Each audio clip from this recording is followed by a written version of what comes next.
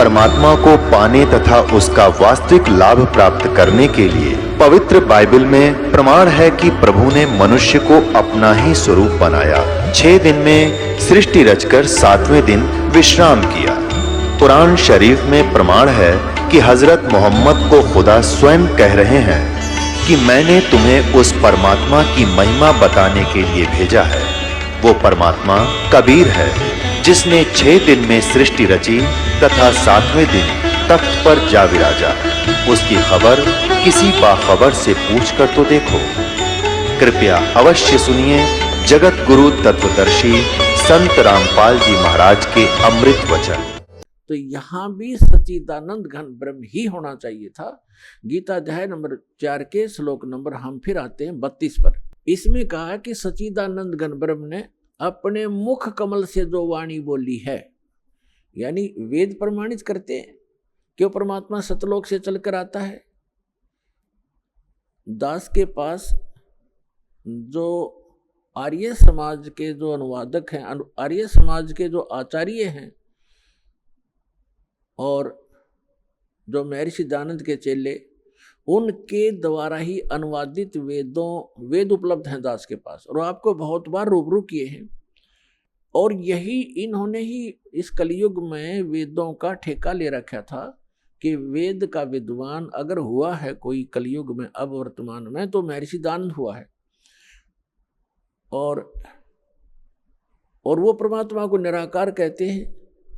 तो ये अल्पज्ञ थे, क्योंकि सदग्रंथ तो सदग्रंथ ही हैं। सभी कहते हैं लाल बहुत कीमती होता है, लाल का पता किसी ने ना हो तो उस कथन का भी यूज नहीं, ये मानने का भी यूज नहीं कि लाल कीमती है। और आपके सामने पड़ा और आप कहते हैं कौड़ी है, लाल बता रहे हो आप दूसरे 100 के नोट को, तो वो भी अल्पज्ञता ही है। बेशक थोड़ी बहुत जानकारी है कि कोई ऐसे की बहुमूल्य रत्न है, तो जानकारी भी व्यर्थ है। तो महर्षि दयानंद के साथ ऐसी बनी हुई थी, ऐसे ही नारी समाज के आचार्यों के साथ बनी हुई थी। इन्होंने वेदों का अनुवाद किया, वह तो दया करी दाता ने कुछ ही मंत्रों का इन्होंने सही अनुवाद किया, ना तो सारे का डंगा एक रखा है।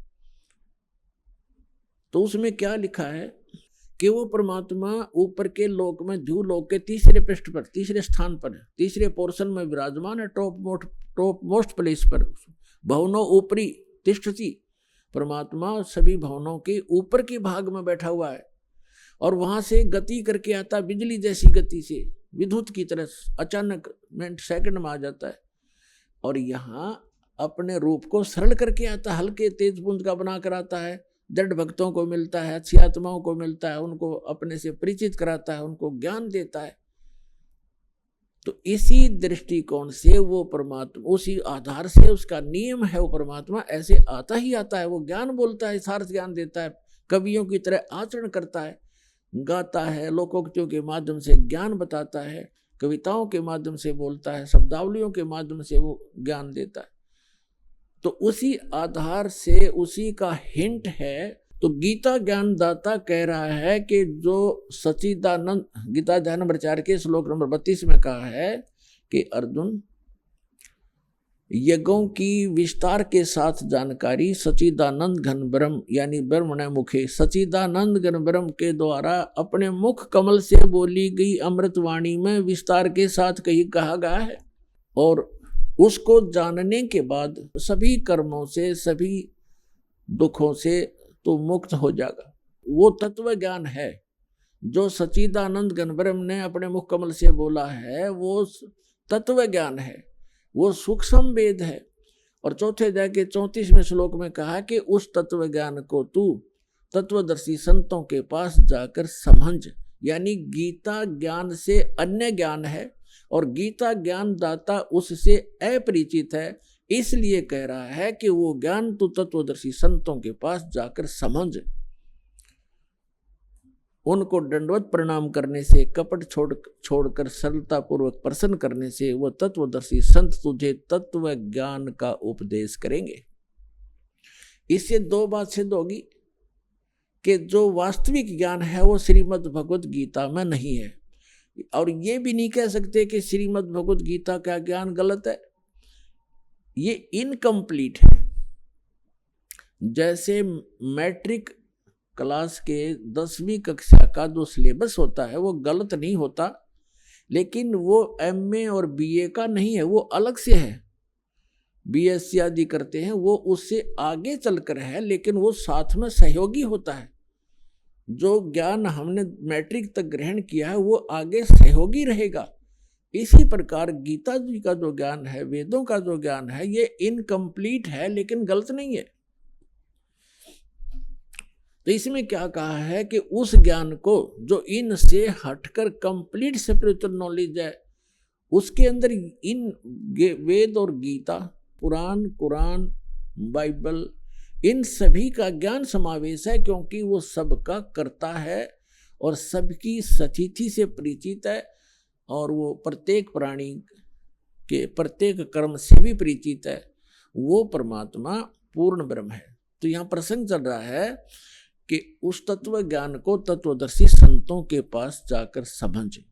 अब हम आते हैं गीता अध्याय नंबर 7 के श्लोक नंबर 29 में।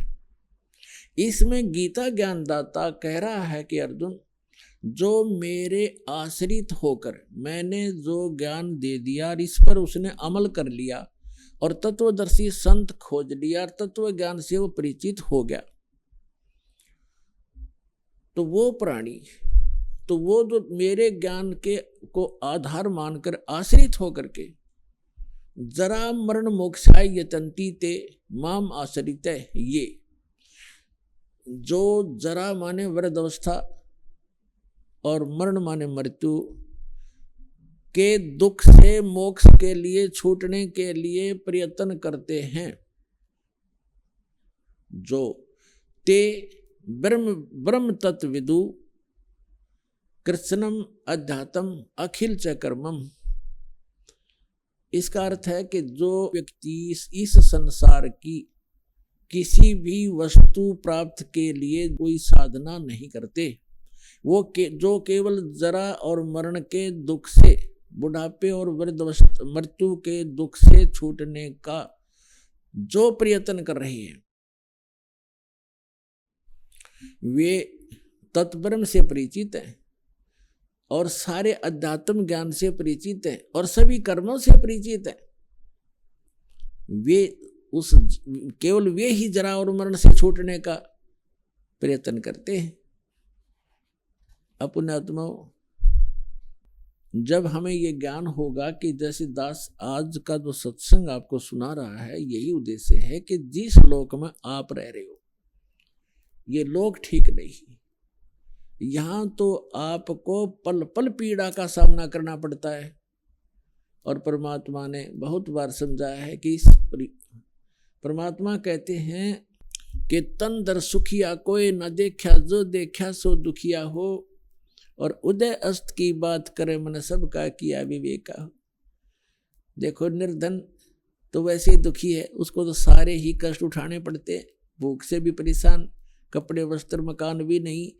तो परमात्मा कहते हैं तन धर सुखिया कोई ना देखा, जो देखा सो दुखिया हो। और उदय अस्त की बात करें कि ऐसे ऐसे राजा हो गए जिनका सूर्य अस्त हो और सूर्य उदय हो, वहां तक उसका राज हो, यानी पूरी पृथ्वी का शासक भी मैंने देख लिया, और ब्रह्मा विष्णु महेश को भी देख लिया, ये भी सुखी नहीं।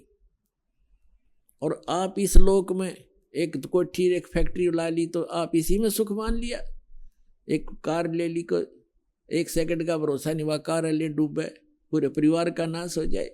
तो बिना ज्ञान के डले ढो रहे थे पुण्यात्माओं। सौभाग्य आपका, आपका जन्म ऐसे समय में हुआ, धन्य आपके माता पिता जिनसे जन्म हुआ, आपका ऐसे समय में जन्म है और आपको ज्ञान हो रहा है, प्रमाण आपके सामने है, बच्चे से लेकर बूढ़े तक आज शिक्षित है, और आसानी से परमात्मा ने ऐसे इंस्ट्रूमेंट बनवा दिए। ये मैन माइंड नहीं है, ये गॉड गिवन माइंड से बनवाए गए हैं, ताकि अपने बच्चों को घर बैठे वो संदेश पहुंचा सके और प्रमाणित कर सके, सब सदग्रंथों से आप परिचित हो सके।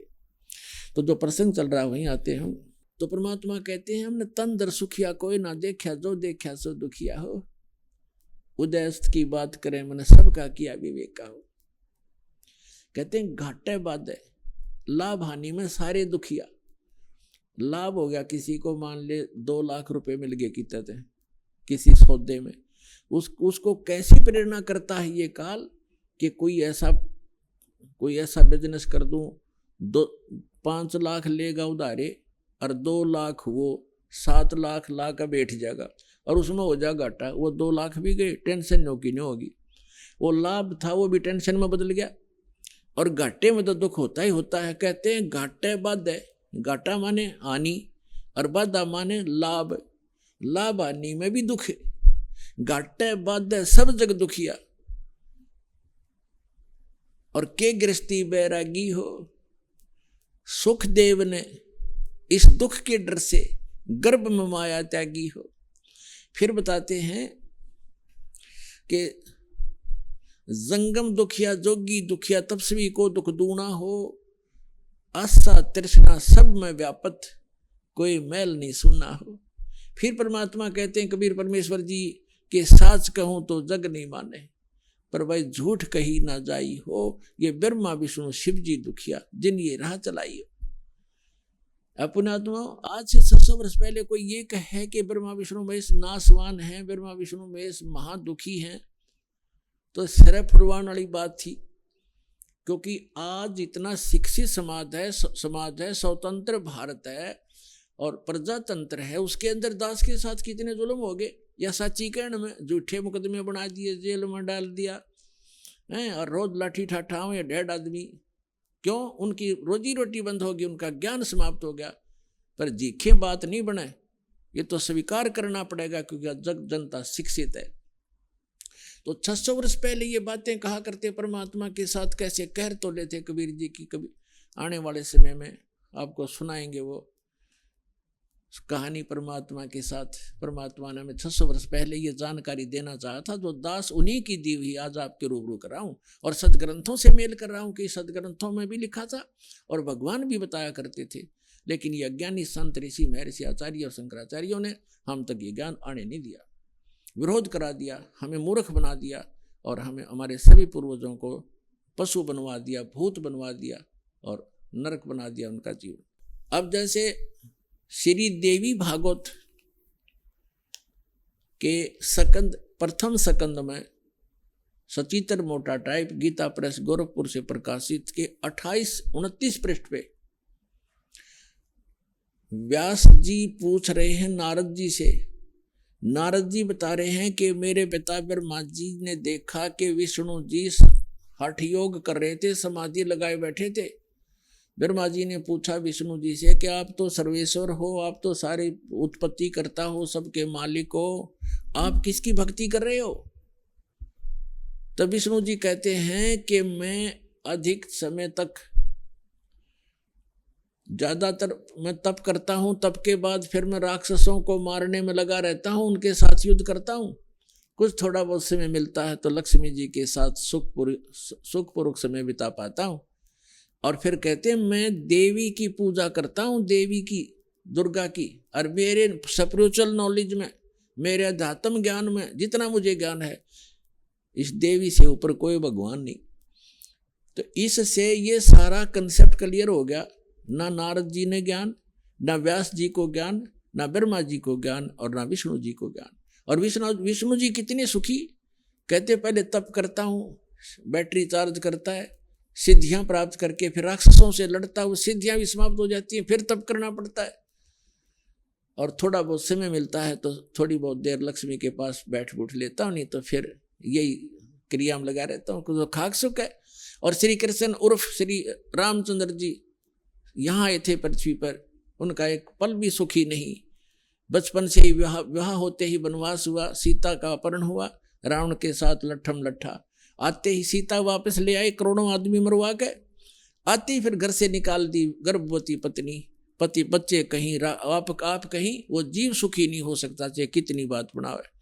जिसका परिवार कहीं जंगल में पता नहीं वो मर रहा है या भूखा है या प्यासा है, और स्वयं से राजा के राष्ट्रपति बन जा। वो तो एक योद्धा के राजा थे, छोटे से टुकड़े के। उसके बाद श्री कृष्ण रूप में जन्मे। श्री कृष्ण का जीवन देख लो, कहाँ सुखी हुए।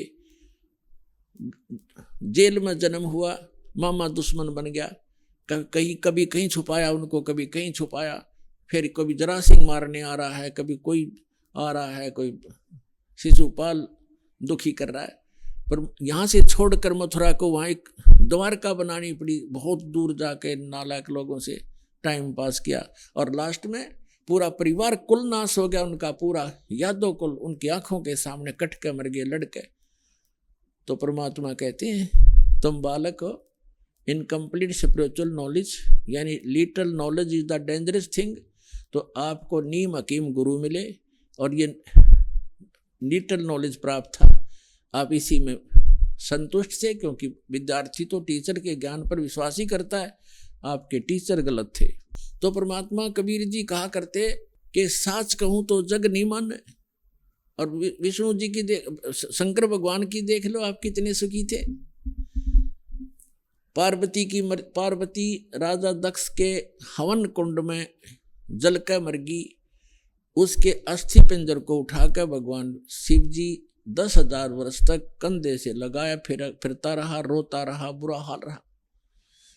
एक बार भस्मागिरी नाम का एक राक्षस दुष्ट भगवान शिव की भक्ति कर रहा था, उसी का दुश्मन बन गया और भस्म कड़ा मांग लिया उनसे, बस प्रतिज्ञाबद्ध वचनबद्ध करके प्रतिज्ञा करवा के, और फिर उसी उन्हीं का दुश्मन बन गया। भगवान भाग रहे हैं, राक्षस पीछे पीछे भाग रहा है। तो परमात्मा कहते हैं आप जी इतने रंग गए इस अज्ञान के रंग में कि ये बात सुनकर भी प्रसन्न रही हो, आपने ये सुननी पड़ेगी। जय कल्याण चाहते हो, ये सुननी पड़ेगी। तो क्या बताते हैं भगवान के साच कहूं तो जग नहीं माने और झूठ कही ना जाई हो, और ब्रह्मा विष्णु शिव जी दुखिया जिन ये राह चलाई हो। फिर बताते हैं कि सुरपति दुखिया भूपति दुखिया, रंग दुखी व प्रीति हो, कह कबीर और सब दुखिया, एक संत सुखी मन जीती हो। कहते हैं सुरपति, आप तो देखो निर्धन समझता है धनवान सुखी, धनी व्यक्ति सुखी होगा। अब धनी सोचता है कि ये राजा लोग सुखी होंगे, राजनेता सुखी होंगे। अब राजा लोग कहते हैं कि स्वर्ग में सुख होगा, यहां तो हम कति दुखी। स्वर्ग के देवता ये समझते हैं कि इंद्र सुखी है, हम तो इसके अधीन है, पराधीन, सुख सपने है नाई। अब इंद्र सपने में भी सुख नहीं इंद्र को। इंद्र की ऐसी दुर्गति आप पुराणों पढ़ कर देखो। एक दुर्वासा नाम के ऋषि थे, उसने इंद्र को एक माला भेंट कर दी। इंद्र हाथी पर बैठा जा रहा था, इंद्र ने वो माला हाथ में ऊपर से ही पकड़ दी, हाथी पर ही, और हाथी के आगे एक प्लेटफार्म सा होता, काफी चौड़ा स्थान हाथी का, वहां रख देते हैं। हाथी ने वो सूंड से पकड़कर माला और नीचे पटक दी। इस बात से दुर्वासा ऋषि कुपित हो गए और श्राप दे दिया इंद्र को कि तेरा सब वैभव नष्ट हो जाएगा। अब कुछ दिनों के बाद राजा वो इंद्र निर्धन हो गया, उसका राज राक्षसों ने लूट लिया। वो जंगल में भाग गया कि तो छुप कर टाइम पास किया। और भी पता नहीं कितनी कथाएं इस इंद्र के बारे में, बहुत गणे। इसका एक बार एक ऐसी बीमारी लाग गई। तो परमात्मा कहते हैं सुरपति दुखिया भूपति दुखिया, रंग दुखी बपरीती हो, कहे कबीर और सब दुखिया, एक संत सुखी मन जीती हो, संत सुखी मन जीती हो। तन दर सुखिया कोई न देखा, जो देखा सो दुखिया हो। उदय अस्त की बात करते हैं, मन सबको कियो विवेका हो, सबका किया विवेका हो। सुरपति दुखिया, भूपति पूरी पृथ्वी का मालिक भी दुखिया, राजा दुखिया, और रंग दुखी बपरीती हो। रंग निर्धन तो स्वाभाविक दुखी है। फिर परमात्मा कहते हैं कहे कबीर और सब दुखिया, एक भक्त संत सुखी मन जीती हो। जिन्होंने अपने मन को जीत लिया, केवल वही सुखी हो सकता है, और कोई प्राणी इस पृथ्वी 21 ब्रह्मांड में सुखी नहीं। अब मन जीती कौन होगा? अब मन को जीतना कोई बालकों का खेल नहीं है। मन को कोई रोक भी नहीं सकता। गीता ज्ञानदाता ने अर्जुन से कहा कि मन को जीत के इंद्रियों को काबू करे। तब अर्जुन ने कहा कि हे भगवान, इस मन को जीतना तो बड़ा कठिन है। तो गीता ज्ञानदाता भी इसी बात पर कहता है कि इस मन को रोकना तो अर्जुन वायु को रोकने के समान है। तो यहाँ परमात्मा ने जो अध्यात्म, जो कंप्लीट स्पिरिचुअल नॉलेज है, संपूर्ण अध्यात्म ज्ञान है, जिसको तत्व ज्ञान कहा है, उस सूक्ष्म वेद में परमेश्वर ने बताया है कि इस मन को रोका नहीं जा सकता, इसकी दिशा बदली जाती है। और जिस स्पीड से ये बुराइयों में ग्रस्त है, जिस स्पीड से बुराई कर रहा है, धन जोड़न में कति समर्पित है, या शराब पीने में लगा हुआ है, या कोई और डाकू बन गया है, चोरी करने में पूरा जो है स्पीड खींच रहा है, तो इसकी दिशा बदल दी जाती है इस तत्व ज्ञान से। अब आगे बताएंगे, आज के प्रसंग में यही होगा।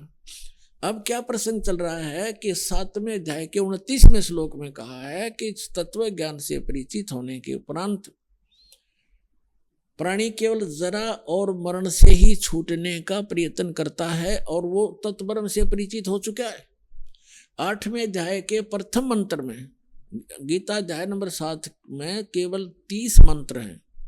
29 में तो ये कहा है कि जो जरा और मरण से छूटने का प्रयत्न करते हैं, यानी वृद्धावस्था के डर से और मृत्यु के भय से, इस दुख से छूटने का जो प्रयत्न करते हैं, वो तत्ब्रह्म से परिचित है, सारे अध्यात्म से परिचित है और सभी कर्मों से परिचित है। तो 7वें अध्याय के 30वें मंत्र में सिर्फ इतना कहा है उस गीता ज्ञानदाता ने कि जो मेरे सत्य का ज्ञान रखते हैं वो मुझे ही जानते हैं और मुझे ही मानते हैं। फिर 8वें अध्याय के प्रथम मंत्र में अर्जुन ने प्रश्न किया कि हे भगवान, जो आपने 7वें अध्याय के 29वें श्लोक में जिस तत्ब्रह्म की जानकारी दी है कि उसको जानने के पश्चात ये साधक केवल जरा और मरण से छूटने का प्रयत्न करते हैं, यहाँ की किसी वस्तु की डिमांड नहीं रखते, तो किम तत्ब्रह्म, वो तत्ब्रह्म क्या है? 8वें अध्याय के 3रे श्लोक में श्रीमद् भगवत गीता में गीता ज्ञानदाता ने कहा कि वो परम अक्षर ब्रह्म है, यानी गीता ज्ञानदाता से अन्य है और वो 3रे नंबर का प्रभु है। गीता, अब हम फिर आते हैं गीता अध्याय नंबर 15 के श्लोक 16 और 17 पर। श्रीमद् भगवत गीता अध्याय नंबर 15 के श्लोक नंबर 16 में 2 पुरुष, सरपुरुष और अक्षर पुरुष, इन्हीं को सरब्रह्म भी कह सकते हैं, इसको अक्षर ब्रह्म भी कहते हैं, इनके अन्य पर्यायवाची नाम है।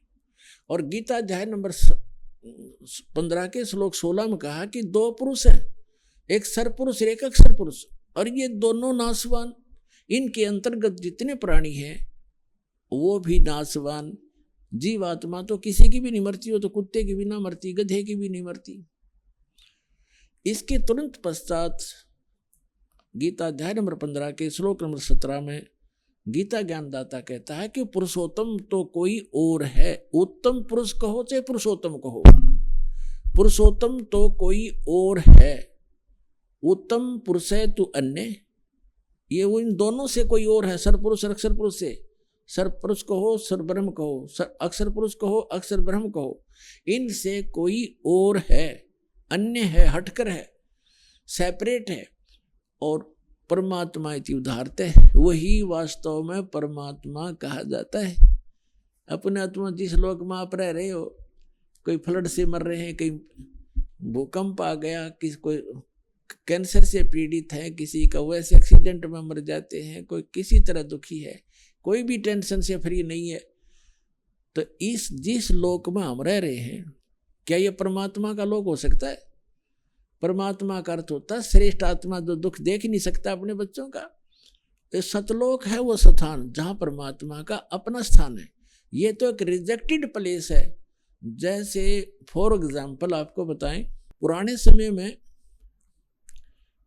पहले यहाँ भारतवर्ष के अंदर राजा लोग जो दंडित करते थे, कोई नागरिक स्त्री या पुरुष हद से ज्यादा ही जो अनियमितता रखती थे, ऐसा जुल्म कर देते थे, उनको ऐसी सजा देते थे, उनको काला पानी छोड़ दिया दे, काला पानी। वो काला पानी था इंडोमान निकोबार द्वीप, जो समुद्र के बीच में चारों तरफ से घिरा हुआ समुद्र से और अपने भारत से 800 हजारों किलोमीटर दूरी पर। तो उसको वहां पर नौका से छोड़ाते थे और वापस आ जाते। तो फिर वो किसी तरह रहो वहां पर, वो पुनिशमेंट प्लेस था, वो सजा का स्थान था। वहां ना कोई मकान था उनके लिए, ना खाने की व्यवस्था थी, थोड़ा बहुत जैसा भी वहां घास फूस उनको मिलता था वहां खाओ, ना कोई न्याय था वहां पर। कोई किसी ने पीटो, कोई किसी को किसी तरह दुखी करो, तगड़े हो वो उनको पीट छेत लें, जैसा जुल्म उनके साथ करो करते रहो। तो वो उसको काला पानी कहा करते, एक पुनिशमेंट प्लेस था, वहाँ सजा का स्थान था। तो जो सतलोक है वो स्थान सुख में है, और वहाँ से जो गलती हमने की, हम यहाँ पड़ गया कि इस काला पानी में। आप यहाँ देख रहे हो, हमने अपने आप व्यवस्था बनाई है, ब्याह की व्यवस्था करी, ना तो गदर मचा हुआ था। तगड़ा है उसकी जिसकी लाठी उसकी भैंस, राजा है, चाहे किसी के साथ कितना बुरा हाल करो, किसी को तंग करो, किसी की बहन बेटियों की इज्जत लूटो, कोई कुछ नहीं कर सकता। और यहाँ मकान मकून हमने बना लिए ना, तो सिर फुटो ओले पड़ो, सिर फोड़ दें, गर्मी सर्दी में दुख पाओ, थोड़ी बुद्धि अपना। तो हमने अपने झोपड़ी गाड़ लिए, मकान बना लिए, तो लोग ठीक नहीं है। तो यहाँ क्या बताया है कि जो प्रसंग चल रहा है कि ये उस परमात्मा का लोक नहीं है, यह श्रेष्ठ आत्मा का स्थान नहीं है। तो परमात्मा उसे कहते हैं जो केवल सुख दे और साथ में दुख दे, वो परमात्मा नहीं रहा, वो श्रेष्ठ नहीं रहा। अब यहाँ कहते हैं जैसा कर्म कोई गलती करता सजा तो भोगेगा। तो यह गलती करता क्यों है, हम गलती करने की आवश्यकता क्यों पड़ी हमने? हमारा ये शरीर ऐसा है और साथ में एक बैड एलिमेंट ये मन हमारे साथ है जो सारी गलती करवाता है, और फिर सजा आत्मा पाती है। आत्मा परमात्मा का अंश है, ये मन जो है इस काल का एजेंट है। तो हमने इस एजेंट को अपने काबू करना है, इसको समझाना है इस ज्ञान के माध्यम से। जैसे प्रसंग है कि कह कबीर और सब दुखिया एक संत सुखी मन जीती हो। तो प्रसंग जो चल रहा है, इस मन को कैसे जीतना है, इसको जीता नहीं जा सकता, इसकी हम दिशा डाइवर्ट करेंगे, इसकी जो है इसको परिचित कराएंगे अच्छे और बुरे से। तो जो यहाँ हम कैसे करेंगे, जैसे अभी आपको बताया जाएगा 15वें अध्याय के जो 17वें श्लोक में कहा है कि उत्तम पुरुषत्व अन्य परमात्मा इति उदाहरत, जिसको भगवान कहा जाता है वो तो कोई और परमात्मा है। 8वें अध्याय के 3 श्लोक में आपको प्रमाणित कर दिया। गीता ज्ञानदाता कहता है कि वो परम अक्षर ब्रह्म है। वो परम अक्षर ब्रह्म कहो, परम अक्षर पुरुष कहो, उसको हम सत्य पुरुष कहते हैं। परम अक्षर कहते हैं अविनाशी। 15वें अध्याय के 17वें श्लोक में श्रीमद् भगवद गीता में कहा कि उत्तम पुरुषत्व अन्य परमात्मा इति उदाहरते, ये लोग तरम अविश्य विवर्ती अव्यय ईश्वर है। अव्यय माने अविनाशी भगवान। तो परम अक्षर ब्रह्म का अर्थ होता है वास्तव में अविनाशी। हम उसे सत्य पुरुष कहते हैं संत लैंग्वेज में। परमात्मा ने जो ज्ञान बताया है वो उस पर अपनी ही महिमा आप ही बताई है कि वो सत्य पुरुष मैं हूँ। हम ही अलख अला हैं कुतुब गोस और पीर, गरीबदास खालिक धनी हमरा नाम कबीर। अपनी महिमा को बताने के लिए भगवान स्वयं आते हैं परमात्मा, और वो बार बार अपने आप को भगवान नहीं कहते, क्योंकि हमारी जो बुद्धि थी वो दूसरे रंग में रंगी हुई थी कि भगवान निराकार है, और यदि साकार है तो राम और श्री कृष्ण है और नहीं बस। इसलिए भगवान ने अपना परिचय भी दिया। जब हमारी कुछ देखा कि इनमें कुछ कड़वापन आता है, इनको अभी स्वीकार नहीं कर पा रहे हैं, तो फिर अपने आप को छुपा कर कहते हैं कि वो परमात्मा सतलोक में रहता है, वो सत्य पुरुष है, वो सारी सृष्टि का रचनहार है। वहाँ जाने के बाद मृत्यु नहीं होती, और वहाँ कोई प्राणी दुखी नहीं है, वहाँ वृद्ध अवस्था नहीं है, और वहाँ पर मृत्यु नहीं होती, आपका परिवार होगा। तो इसलिए वो अपनी महिमा को बताने के लिए भी अपने आप को छुपा कर ही कह रहा है। अब जो प्रसंग चल रहा है कि इस लोक में कोई प्राणी सुखी नहीं है, और केवल एक मन को जीतने वाला ही सुखी हो सकता है। अब मन को जीतना कैसे है, उसके लिए आपको आज का जो सत्संग दास सुनाना चाहा था अब प्रारंभ कर पाऊंगा, अभी तक तो इसकी भूमिका बनी है। आज का सत्संग है कि तीन प्रभुता मान्या करते, श्री ब्रह्मा रजगुण, श्री विष्णु सतगुण और श्री शिव जी तमगुण। हम केवल इन्हीं को मानते थे और भूल भटक कर कोई एक आधा कहता था कि कोई ब्रह्म है। ब्रह्म इससे आगे ज्ञान देने वाला इस पृथ्वी पर नहीं हमने पाया, केवल परमात्मा या परमात्मा से परिचित उन महापुरुषों को छोड़कर। उनकी अमर वाणी में यह प्रमाण पहले ही था, उसको हम समझ नहीं सके, बेशक पढ़ते रहे। और फिर तीन पुरुष, इनसे हटकर वास्तव में तीन पुरुष कौन है? सरपुरुष 21 ब्रह्मांड का स्वामी, जिसको ब्रह्म काल कहते हैं, ज्योति निरंजन भी कहते हैं, और दूसरा अक्षर पुरुष जिसको अक्षर ब्रह्म भी कहते हैं, जो 7 शंख ब्रह्मांड का स्वामी है। 7 शंख, नील, पद्म, शंख, ये गणित की रीति से समझा जा सकता है। और तीसरा जो परम अक्षर ब्रह्म है, गीता अध्याय नंबर 8 के श्लोक नंबर 3 वाला, गीता अध्याय नंबर 15 के श्लोक नंबर 17 वाला, वो असंख्य ब्रह्मांड का स्वामी, असंख्य यानी इंक्लूडिंग सरपुरुष एंड अक्षर पुरुष, इन सब के ऊपर जिसकी प्रभुता है उसको वासुदेव कहते। वासुदेव माने सबके ऊपर जिसकी प्रभुता है वो वासुदेव है। वेदों में वासुदेव जो शब्द है वो पूर्ण परमात्मा के लिए है, और हमारे ऋषि महर्षि हमारे बच्चों के नाम वेदों के आधार से ही रखा करते थे। लेकिन जैसे आज कोई रामचंद्र नाम रखे हुए अपने बच्चे का, अच्छी बात है, रामचंद्र एक अच्छा नाम है, लेकिन वो रामचंद्र थोड़ा ही हो सकता, उसका बच्चा जो दशरथ का पुत्र था। तो शुभ नामों से हम अपना नाम अपने बच्चों का रखते रहे। इसी प्रकार जो श्री कृष्ण जी को वासुदेव हम माना करते थे, श्री कृष्ण वासुदेव नहीं थे, उनके पिताजी का नाम था वासुदेव और वेदों से लिखा हुआ था। लेकिन वासुदेव का जो डेफिनेशन है वो है कि सब के ऊपर जिसका वास हो वो प्रभु। तो अब जो प्रसंग हम आपको सुनाने जा रहे हैं कि अब 3 पुरुष, तो ये हो गए सरपुरुष, अक्षर पुरुष और परम अक्षर पुरुष। सरब्रह्म, अक्षर ब्रह्म और परम अक्षर ब्रह्म। परम अक्षर ब्रह्म को हम कहते हैं कंप्लीट गॉड, पूर्ण परमात्मा, सबका क्रिएटर, सबका उत्पत्ति करता, हम उसको सत्य पुरुष भी कहते हैं। और अन्य जो भगवान है वो नाशवान है। इस परम अक्षर ब्रह्म को छोड़कर सबकी जन्म मृत्यु होती है। उनके अंतर्गत जितने प्राणी हैं उनकी भी जन्म मृत्यु होती है। अब जिस लोक में हम रह रहे हैं ये महादुखदायी लोक है। यहाँ जन्म मृत्यु सदा बनी रहेगी और पुण्य से अच्छे पोस्ट प्राप्त हो जाएंगे, पाप से पशु पक्षी बन जाओगे और 84 लाख जन्म मरण का ये चक्र सदा बना रहेगा। जब तक हम उस परम अक्षर ब्रह्म की भक्ति, उनके द्वारा बताए गए spiritual knowledge, complete spiritual knowledge, संपूर्ण अध्यात्म ज्ञान, तत्व ज्ञान के आधार से नहीं करेंगे तो उसके लिए क्या बताया है? मन तो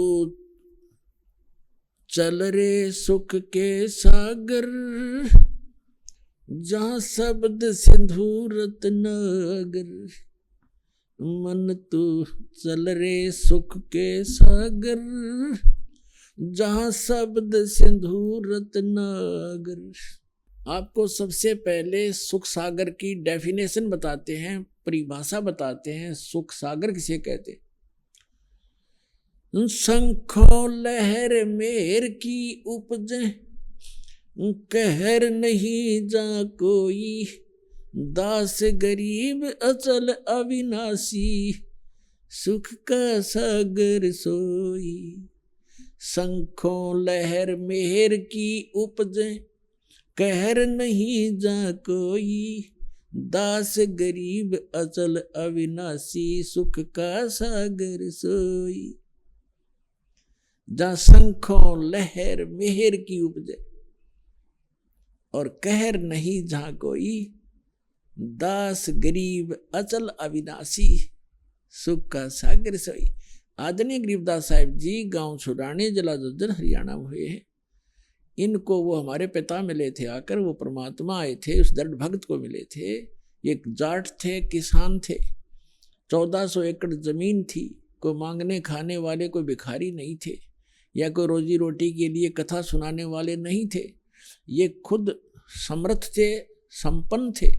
और उनको आकर परमात्मा 10 वर्ष की उम्र में मिले, सचखंड लेकर गए, जहाँ मालिक रहते हैं, जहाँ हम रहा करते थे पहले।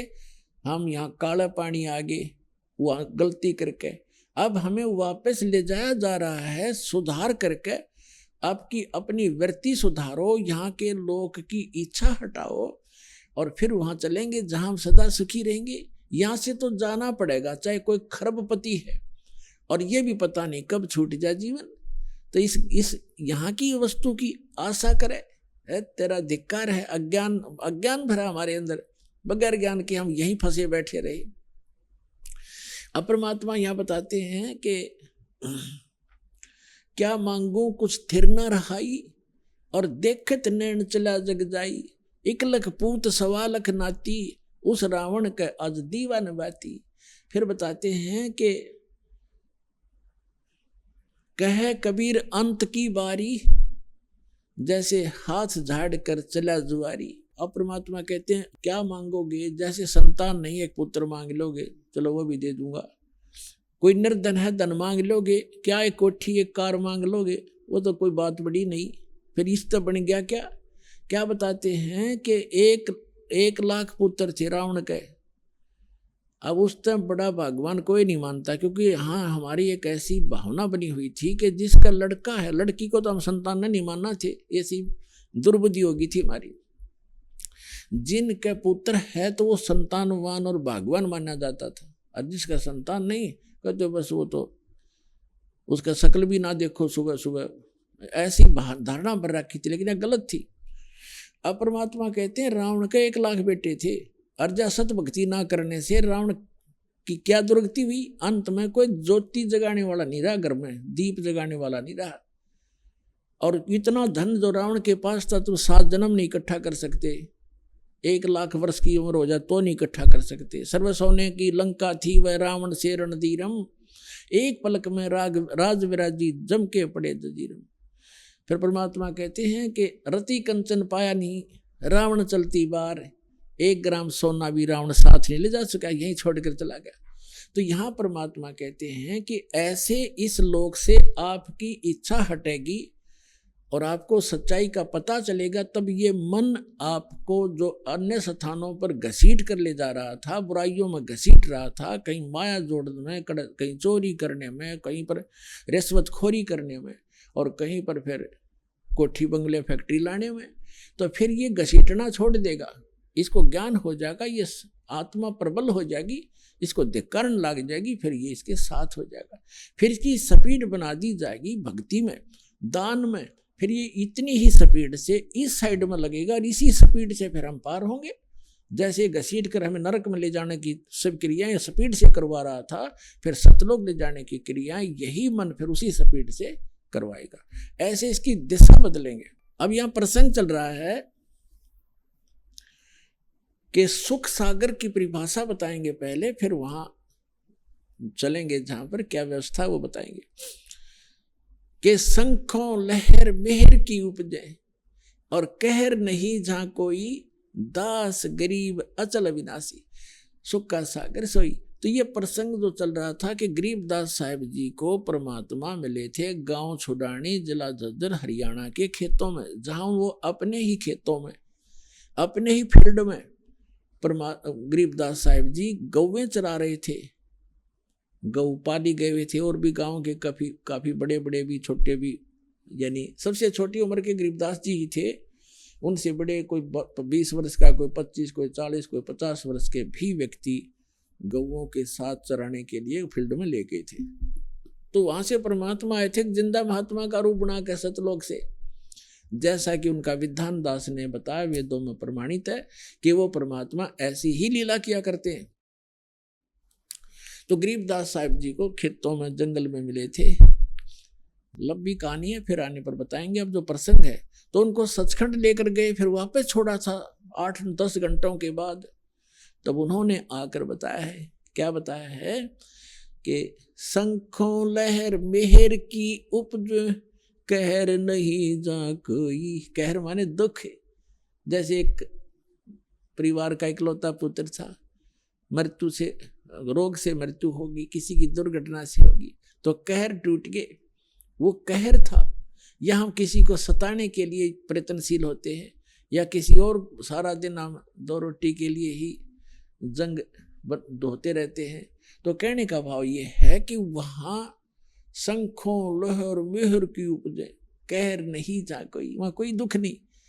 अब जैसे इस दास के साथ बहुत बार बनता है, पहले भी बनता था, कि जैसे अकेला होता हूँ तो एक बार ऐसी हिलोर उठती है अंदर से, जैसे कोई कितना ही हमें सता रहा हो, कितना ही दुखी कर रहा हो, उसके प्रति भी दोष नहीं आता, उसके प्रति भी द्वेष नहीं होता, कोशिश करने से भी नहीं होता, सब अपने से लगते हैं। लेकिन वो होती है कुछ अक्षणों के लिए, और उसके जाते ही अंदर फिर वही गंध भर जाता है, वही राग द्वेष, वो वैसा कर दूंगा, उसने ऐसे कैसे बोल दिया, वो क्या समझता है अपने आप को। तो वो सारा गोबर फिर अंदर जो का त्यों प्रभावित हो जाता है। तो परमात्मा कहते, गरीबदास साहिब जी कहते हैं, उस सतलोक में जाने के बाद आपको ऐसा बॉडी मिलेगा जिसमें ना बीपी हाई हो ना लो हो, और वहाँ का आहार इतना अच्छा है, वहाँ विकार उत्पन्न होते ही नहीं, चाहने से भी नहीं होते। जैसे छोटा बालक है 2-3-4 वर्ष का, उसमें कोई विकार होता ही नहीं, कोशिश करने से भी नहीं हो सकता। काम क्रोध मोह लोभ अहंकार, उसमें कुछ होता है नहीं। अभी माता पिता या कोई भाई उसको धमका देता है, एक 2 थप्पड़ भी लगा देता है, 2 मिनट के बाद फिर सीने से लग जाता है पे आकर के। तो उसमें वो द्वेष ही नहीं, किसी ने मुझे मारा मैं इससे बात नहीं करूं, या अन्य कोई विकार नहीं। तो इस प्रकार वहां आपको ऐसी बॉडी मिलेगी जिसमें आप में कोई विकार नहीं आएगा, और आपका पूरा परिवार होगा। तो वहां कोई गलती कराने वाला अन्य एलिमेंट नहीं होगा, तो वहां हम सुखी हो सकते हैं। तो क्या बताते हैं, मन तू चल रे सुख के सागर, जहां शब्द सिंधु रत्नागर। अब सुख सागर कहा सतलोक को। अब जैसे समुद्री जहाज में बैठकर कोई जाता है और वो निकल जाता है 200 किलोमीटर समुद्र में, उसके बाद उसको समुद्र में जल के अतिरिक्त और कुछ दिखाई नहीं देता उस जहाज से न्यारा। उस जहाज से अलग जो वस्तु है केवल वाटर है, और जहां तक नजर जाती है कोई दिनों तक चलते रहते हैं। तो कहने का भाव ये है कि सतलोक में वो सुख ऐसे भरा पड़ा है जैसे दूसरी वस्तु नहीं, समुद्र के बीच में जाने के बाद आपको दृष्टिगोचर नहीं होती। तो ठीक इसी प्रकार सतलोक में जाने के बाद वो सुख सागर इसलिए कहा है कि वहां कोई दुख नाम की वस्तु नहीं है। तो इसलिए ऐसे स्थान को हमारा विश्वास ना होता कि सचमुच कोई स्थान ऐसा है, क्योंकि हमने सुना नहीं कभी। अब जैसे कोई गांव में रह रहा है, गांव के बाहर अरे एक झोंपड़ी डाले बैठा है, आसपास के उसके पशु सूअर आदि फिरते रहते हैं, और उसको कोई ये कहे कि तुझे चंडीगढ़ के अंदर एक प्लाट दिलाता हूँ, चल तेरे ये नाम फार्म भरवा दूंगा, ऐसी कोई स्कीम है। आइए अब हम उन श्रद्धालुओं के अनुभव जानते हैं जो जगत गुरु तत्वदर्शी संत रामपाल जी महाराज जी से दीक्षा प्राप्त कर चुके हैं तथा उनके द्वारा बताए गए भक्ति मार्ग पर चल रहे हैं। नमस्कार सर। नमस्कार सर जी। सर क्या नाम है आपका? मेरा नाम जागेश कुमार साहू है। जागेश कुमार जी, आप कहाँ से हैं? मैं ग्राम कोसागोंदी, जिला बालोद, छत्तीसगढ़ का निवासी हूँ। जागेश्वर जी, संत रामपाल जी महाराज से नाम दीक्षा आपने कब ली? संत रामपाल जी महाराज से, तत्वदर्शी संत रामपाल जी महाराज से नाम उपदेश मैंने 14/10/2014 को दिया भगत जी। संत रामपाल जी महाराज से नाम दीक्षा लेने से पहले आप क्या भक्ति साधनाएं करते थे? सर, संत रामपाल जी महाराज से नाम उपदेश लेने के पहले मैं हिंदू धर्म में होने के कारण जितने भी परंपरागत जो पूजाएं साधनाएं चलती है हिंदू धर्म में, वो सभी पूजाएं साधनाएं करता था। और साथ ही साथ मेरे जो मम्मी पापा हैं वो राधा स्वामी पंथ से उपदेश लिए थे, तो बचपन से ही मैं उसके सत्संगों में जाता था, उसके सत्संग सुनता था, ये सब किया करता था। तो फिर संत रामपाल जी महाराज की शरण में आप कैसे आए? इसको मैं विस्तार से बताना चाहूँगा सर। जैसे कि मैं राधा स्वामी पंथ के सत्संगों में आता जाता था अपने मम्मी पापा के माध्यम से, नाम उपदेश तो नहीं लिया था वहाँ से, लेकिन मेरे मन में परमात्मा पाने की चाह थी, एक कसक थी कि वो परमात्मा है कौन, उसको हम कैसे पा सकते हैं, वो रहता कहाँ है ना भाई। वहाँ पे जाते थे तो उनके सत्संगों में बताया जाता था कि परमात्मा निराकार है, वो वहाँ पे बूंद आत्मा ऐसे मिल जाती है कि जैसे एक बूंद समुंदर में मिल जाता है, निराकार बताया जाता है, कोई आकार नहीं बताया जाता। मेरे मन में ये प्रश्न था कि वो परमात्मा वास्तव में है कैसा, उसकी पाने की विधि क्या है, ये मेरे मन में कसक रहती थी। इसी कारण मैं मैसन का काम करता है, राजमिस्त्री का काम करता है, काम करके आने के बाद में मैं खाना खाने के बाद में जितने भी संतों महात्माओं हैं उसकी सत्संग मैं टीवी चैनल में देखता रहता था कि कहीं से भी ये अच्छी सी कोई मिल जाए। हालांकि राधा स्वामी सत्संगों में जाता था, फिर भी मेरे मन में वो परमात्मा का एक निष्कर्ष नहीं निकल रहा था कि वास्तव में ये परमात्मा है कौन। कहते हैं सबका मालिक एक है, लेकिन वो है कौन, ये मेरे मन में एक बहुत बड़ा प्रश्न रहता था। तो सत्संग देखता था टीवी चैनल में। एक दिन टीवी चैनल बदलते बदलते साधना चैनल लग गया, और उस संत का तो मैं नाम नहीं जानता था पहले, वो राधा स्वामी पंथ के बारे में ही बता रहे थे। वो राधा स्वामी पंथ के सार वचन वार्तिक के वो जो उसमें उंगली रख कर बता रहे थे कि राधा स्वामी पंथ के संत ये बता रहे हैं, ऐसा ऐसा लिखा है। मैं उसको देखा, मैं एकदम खुश हो गया कि देखिए, मैं अपने मम्मी पापा को बताने लगा कि देखिए एक संत आए हैं माँ, जो बता रहे हैं कि राधा स्वामी पंथ के पुस्तक को दिखला रहे हैं, आओ देखो। मैं उसको बुलाने लगा, मैं इतना खुश हो गया कि एक राधा स्वामी पंथ के वो संत के पुस्तक को दिखला रहे हैं। मैं देखता रहा। उसके बाद में उसमें बोले कि राधा स्वामी पंथ में जितने भी साधना कर रहे हैं ये सब काल के नाम जाप कर रहे हैं, है ना, और इसकी भक्ति विधि सही नहीं है। इसके जो राधा स्वामी पंथ के जो प्रवर्तक है वो भूत बने। ये सुनकर मेरे दिमाग एक धक्का लगा कि यार ऐसे कैसे हो सकते हैं। और मैं संत रामपाल जी महाराज को मैं ये कहा कि यार इसको कौन संत बना दिया, है ना भाई, कि किसी भी संत कुछ भी बता रहा है उसको ऐसे कैसे बोल सकते हैं, ये अपने हिसाब से बताना चाहिए। सब संत महात्मा अपने अपने हिसाब से बताते हैं, ये कैसे बोल दिया। ऐसा करके मैं चैनल बंद कर दिया। फिर मेरे मन में वो जो संत रामपाल जी महाराज के जो सत्संग सुना था वो दिमाग में चलता रहा। मैं दिन भर काम करते करते सोचता रहा कि ये वास्तव में ऐसा क्यों बोल रहे हैं। मैं दूसरे दिन फिर चैनल ऑन किया, उसी समय फिर देखा तो उस दिन पर संत रामपाल जी महाराज देवी भागवत को दिखला रहे थे। उसको देखा तो ठीक लगा, देखता रहा। एक दिन फिर उसी समय आया, फिर बता रहे थे राधा स्वामी पंथ के बारे में। मैं उस दिन ठान के बैठा था कि आज मैं देखूंगा कि ये संत आखिर ये क्यों कह रहे हैं। कहीं ना कहीं इसके पीछे कुछ तो वजह होगी। अगर आखिर कोई संत किसी को ऐसा क्यों कहेंगे। तो देखता रहा। जब देखा सर कि शुरू से लेकर अंत तक के बताया, पूरा प्रमाण के साथ बताया, सभी संतों महात्माओं की वाणियों से मिलान करके बताया, तब मैं अपने कलेजों को पकड़ के बैठ गया भगत जी।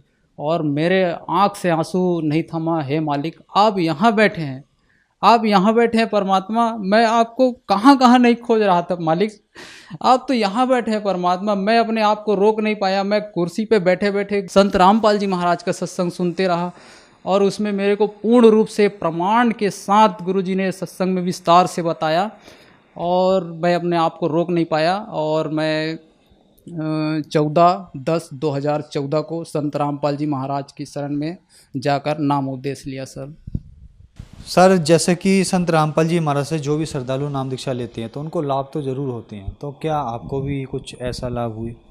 हाँ सर, संत रामपाल जी महाराज से पहले हम नाम उपदेश नहीं लिए थे तो भक्ति कर रहे थे, उससे हमको लाभ और हानि का तो पता ही नहीं था। लाभ और हानि का पता जब चला जब हम संत रामपाल जी महाराज से नाम उपदेश लिए। संत रामपाल जी महाराज से नाम उपदेश लेने के बाद अनेकों लाभ हुए हैं भगत जी। उसमें से मैं आपको थोड़ा लाभ बताना चाहूँगा, क्योंकि ज़्यादा बताऊँगा तो आपके पास समय नहीं है, तो थोड़ा लाभ बताना चाहूँगा। जैसे कि ये दास मेसन का काम करता है। थोड़ी दिन हुए थे मेरे को संत रामपाल जी महाराज से प्रथम नाम उपदेश लेकर आए हुए। मैं रात को लगभग 7 साढ़े 7 बजे काम से वापस आ रहा था सर जी, और शाम का समय था, रात्रि थी, है ना। उधर से ट्रैक्टर आ रहा था, देर से मैं साइकिल से वापस घर आ रहा था। ट्रैक्टर में एक लाइट जल रही थी, उसकी जो हेडलाइट है, एक लाइट बंद थी, एक लाइट जल रही थी। और इधर से मैं जा रहा था, मैं समझा कि वो मोटरसाइकिल आ रहा होगा। मेरे दोस्त और मैं दो जने थे, और मैं आराम से सतनाम का जाप संध्या आरती तो कर चुका था, सतनाम का जाप करते करते आ रहा था। जैसे ही नज़दीक ढलान थी भगत जी सर जी, वो जैसे ही मैं नज़दीक आया, मैं देखा अरे ट्रैक्टर, अब भाई मैं तो मरूंगा भाई, मेरा तो हो गया आज, मेरी आंखें बंद हो गई है मालिक, आप जानो अब जो करना है आप जानो परमात्मा। उसके बाद मेरी आंखें बंद हो गई, पता नहीं चला सर कि मैं कैसे रोड के बगल में था, गाड़ी पार हो गई। जब मेरी आंखें खुली तो यार मैं कहाँ हूँ, मेरे मन में ऐसा धक्का लगा कि हे मालिक, आप आज आपकी शरण में अगर मैं नहीं होता तो उस दिन मेरी जान निश्चित ही जानी थी सर। ये परमात्मा ने मुझे जीवन दान दिया। उसके बाद में मैं इतना काम करता था, राजमिस्त्री का काम करता था, हम सभी लोग काम करते थे। बहुत ज़्यादा काम करने के बाद भी हमारे पास में बचता नहीं था, हमेशा कर्ज में डूबे हुए थे। उसके बाद में खाने के लिए, ठीक से अपना जीवन यापन करने के लिए 2 रोटी का साधन भी नहीं था, मजदूरी करते थे। उसके बाद में परमात्मा ने धीरे धीरे हमारी आर्थिक स्थिति, संत रामपाल जी महाराज की सद्भक्ति लेने के बाद हमारी आर्थिक स्थिति में थोड़ा सुधार हुआ, 2 पैसे बचने लगे। और दास का छोटा बच्चा था, उसको बहुत शारीरिक रूप से परेशानी थी, वो हमेशा तबीयत ख़राब, एक का तबीयत ख़राब होता था, उसको हॉस्पिटल ले जाते थे, उसका ठीक होता था, उसको हॉस्पिटल ले जाते थे। जितने भी हम मजदूरी करते थे, जितने भी कमाई आता था, केवल हॉस्पिटल में ही जाता था, एक पैसा बचता नहीं था। और उसके बाद में संत रामपाल जी महाराज से नाम उपदेश लेने के बाद में वो धीरे धीरे वो परेशानी थी वो दूर हो गई, और ये हमको आर्थिक लाभ हुआ। और मेरी भगतमती जो है, मेरी भगतमती का मैं बताना चाहूँगा, उसको भी परमात्मा ने जीवन दान दिया है। और बर्तन मांजने के लिए अचानक बैठी तो अचानक पेट में उसका दर्द हुआ। पहले से ऐसे कोई दिक्कत नहीं था, अचानक काल का दाव लगा, पेट में दर्द हुआ। उसके बाद में उसके पेट की जो बच्चेदानी का जो नस है वो फट गया सर। फटने के बाद ब्लड जमा हो गया, वो दर्द के मारे कर्राने लगी, क्या करूं। रात के 9:30 बज चुके थे, 10 बज चुके थे। मैं डॉक्टर के पास, अपने गांव में जो डॉक्टर है उसके पास ले गया, वो दर्द की दवाई दी, उसको खिला दिया। वो रात भर दर्द के मारे कर्राने लगी, कर्राते बेहोश हो गई। हॉस्पिटल ले जाने के बाद डॉक्टर के पास ले गया, डॉक्टर ने बोला कि इसको सोनोग्राफी करना पड़ेगा, सोनोग्राफी करने के बाद ही हम कुछ बता सकते हैं। मेरी भगतमती बेहोश थी, हम लोग संत रामपाल जी महाराज से उपदेश ले चुके थे, मेरी भगतमती बेहोश थी।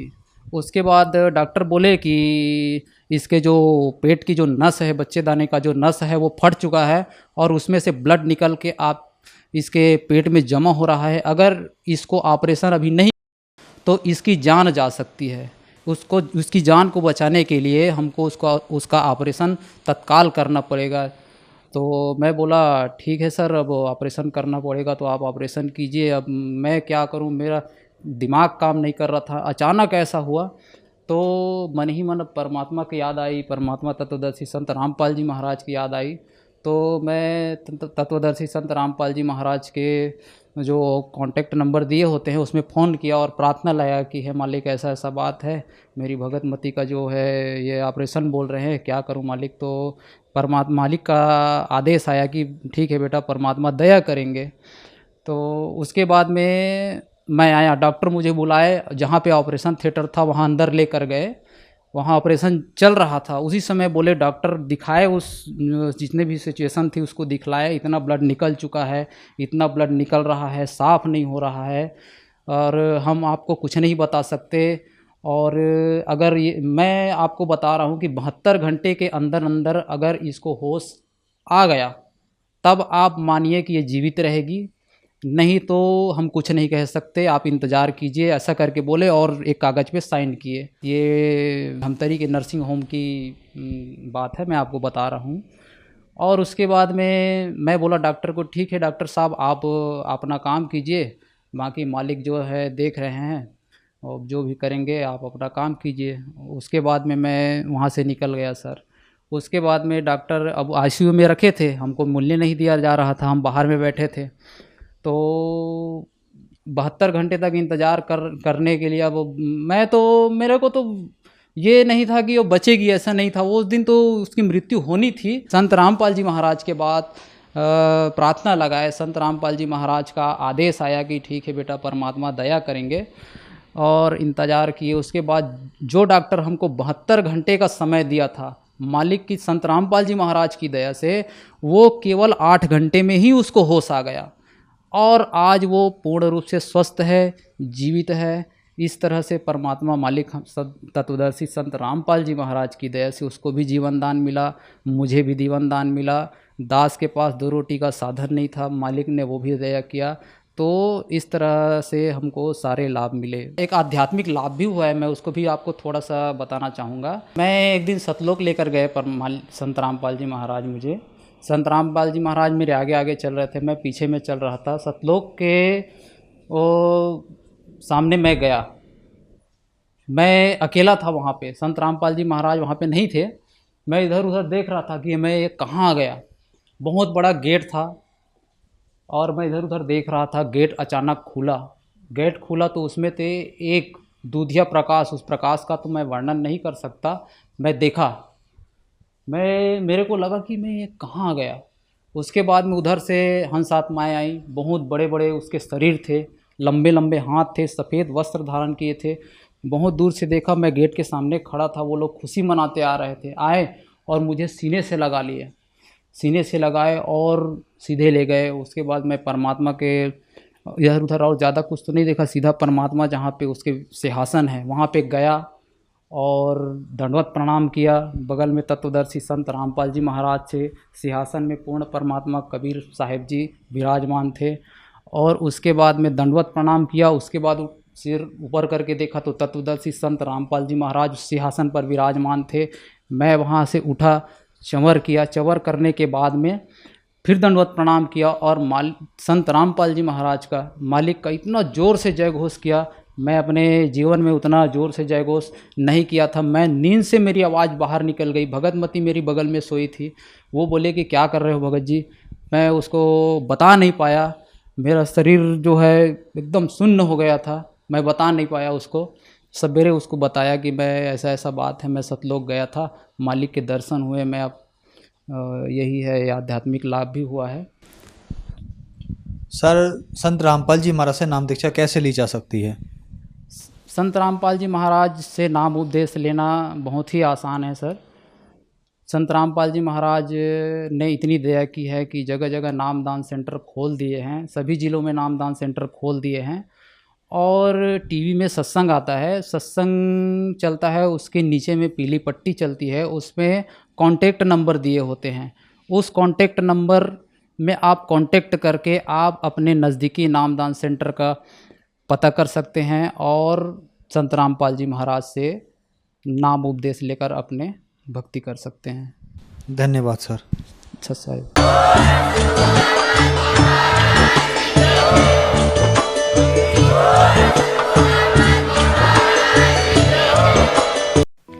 आप सुन रहे थे जगत गुरु तत्वदर्शी संत रामपाल जी महाराज के मंगल प्रवचन।